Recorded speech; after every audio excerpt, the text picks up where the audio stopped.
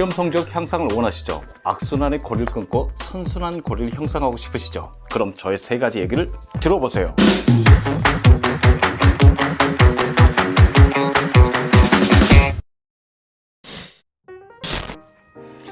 안녕하세요, 법수입니다. 정말 오랜만에 뵙습니다. 한 5주 만에 뵙는 것 같습니다. 그동안 가면 쓴 사람이 낮은 저음으로 총질을 해대는 바람에 제가 등장하지 못했습니다. 다행히 시험 기간이 돼서 제가 이렇게 다시 복귀하게 됐습니다. 정말 반갑습니다. 오늘 들려드릴 얘기는 중간고사 2주 전 여러분의 공부 방법과 습관에 대해서 얘기를 나누고자 합니다. 제가 오늘 들려드릴 얘기를 잘 들으시면 여러분이 생각했던 것보다 훨씬 좋은 점수를 받을 수 있습니다. 꼭 깊이 있게 새기세요. 아셨죠? 첫 번째, 시험 기간에는 절대 게임과 휴대폰 사용을 하지 말아야 된다는 것입니다. 당연한 것이겠죠. 당연한 것을 지키지 못하니까 문제가 되는 것이겠죠. 하지만 막연하게 강제할 수만은 없습니다. 납득을 시켜주고 이해를 시켜줘야지만 반감이 없습니다. 제가 정확히 알려드리겠습니다. 사실 게임을 하고 있는 아이들 보면 대부분 졸거나 멍 때리고 있습니다. 그 이유는 뭘까요? 게임을 하면서 뇌가 굉장히 많은 노동을 했기 때문에 그렇습니다. 빠르게 움직이는 화면, 자극적인 소리, 게임을 하면서 하는 전략 작전, 그리고 현란한 손의 움직임, 이것 때문에 뇌가 굉장히 많이 힘들었습니다. 하지만 힘들었지만 그걸 느끼지 못합니다. 왜일까요? 뇌에서 도파민이라는 물질이 분비되기 때문에 그 힘듦이 즐거움으로 느끼는 것입니다. 자, 게임이 끝났습니다. 뇌는 힘들었겠죠. 그때 다시 공부하려고 책을 폈습니다. 뇌가 공부를 할까요? 아니면 쉬고 싶을까요? 당연히 쉬고 싶겠죠. 뇌도 쉬고 싶기 때문에 멍을 때리거나 졸고 있는 것입니다. 게임을 하고 나서 공부하면 책상에 앉아 있지만 뇌는 움직이지 않고 쉬고 있는 것입니다.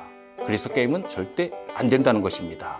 그러면서 또 이렇게 얘기하는 아이들이 있습니다. 정말 건방지게. 그럼 공부를 하고 나서 게임을 하면 되잖아요 라고 얘기를 합니다. 정말 건방진 얘기죠. 자, 왜 그러면 안 되는지 말씀드리겠습니다. 공부한 내용은 바로 장기 기억화되지 않습니다. 단기 기억 저장소에는 해마에 일시적으로 저장이 됩니다. 그리고 그 해마에 저장된 정보가 반복이 됐을 때 중요한 정보라고 판단해서 장기 기억화를 시킵니다. 자, 공부를 했습니다. 단기 저장소인 해마에 정보가 가득 들어있습니다. 그런데 게임의 정보가 막 밀려옵니다. 그럼 해마에서 어떨까요? 공부한 내용을 지워버립니다. 망각을 시켜버린다는 것이죠. 내가 열심히 공부했지만 바로 게임을 하게 되면 내가 공부한 내용이 물거품이 되어버린다는 것입니다. 절대 그래서는 안 되겠죠.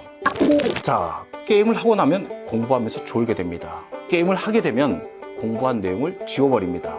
그래도 게임을 하시겠습니까? 여러분이 지금 게임을 하게 되면 시험 결과가 좋지 못하다면 아마 게임을 할 수도 없고 휴대폰 사용도 제한될 수 있을 것입니다. 지금은 하지 마세요. 두 번째, 시험 기간 중에는 교과서와 학습지를 꼭 가지고 다니세요. 시험 범위를 정할 때는 교과서 페이지를 보고 정하게 됩니다. 그리고 교과서는 설명문입니다. 교과서를 여러 번 읽게 되면 이해가 정말 잘 되게끔 쓰여져 있습니다. 공부에서 제일 중요한 것은 이해입니다. 기억이 아닙니다. 이해하고 나서 기억을 하는 것입니다. 이해가 잘 돼야지만 기억도 잘 되는 것입니다. 우리가 수업을 듣는 이유는 기억하기 위해서 듣는 건 아니죠. 이해를 하기 위해서 듣는 거고, 우리가 질문을 할 때도 이해를 하기 위해서 질문을 하는 것입니다. 교과서를 꼭 가지고 다니면서 교과서를 읽고 이해하고 기억하고 그리고 학습지를 통해서 기억을 다시 하셔야 됩니다. 그렇게 하시고 난 후 교과서에 있는 문제들, 중단원, 대단원 마무리 문제들 꼭 푸셔야 됩니다. 교과서 문제까지 꼭 풀고 나서 시중에 있는 기출문제집, 평가문제집을 풀도록 하세요. 문제풀이 방법도 굉장히 중요합니다. 문제풀이 방법은 상단에 링크로 가시면 자세하게 소개되어 있습니다. 모르신다면 꼭 보세요. 꼭 교과서를 통해서 이해하고 기억하고 학습지로 다시 한번 기억해서 2주 동안 열심히 준비하셔서 여러분의 가치를 높이시기 바라겠습니다.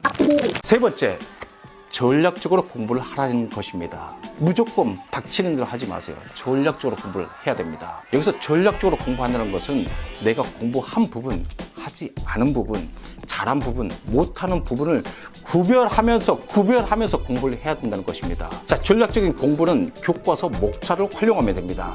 자, 사진 한번 보겠습니다. 중학교 3학년 사회 중간고사 시험 범위입니다. 5-1 국내 총생산에 의해 공부했으면 동그라미, 5- 물가와 실업 공부했으면 동그라미. 국제거래 환율 공부했지만 결과가 좋지 않았다면 세모. 6-1 공부 안 했으면 표시 없겠죠. 6- 국제사회의 다양한 모습 공부했으면 동그라미. 6-3 공부 안 했으면 표시 없겠죠. 7-1 인구분포 공부하셨으면 동그라미. 인구이동 공부했지만 결과가 좋지 않다면 세모.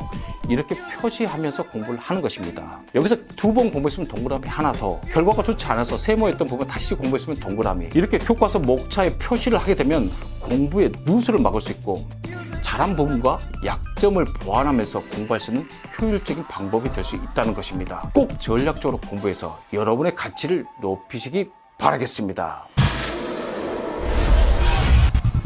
중간고사 2주 남았습니다. 자, 2주 동안 제가 오늘 말씀드린 3가지 내용.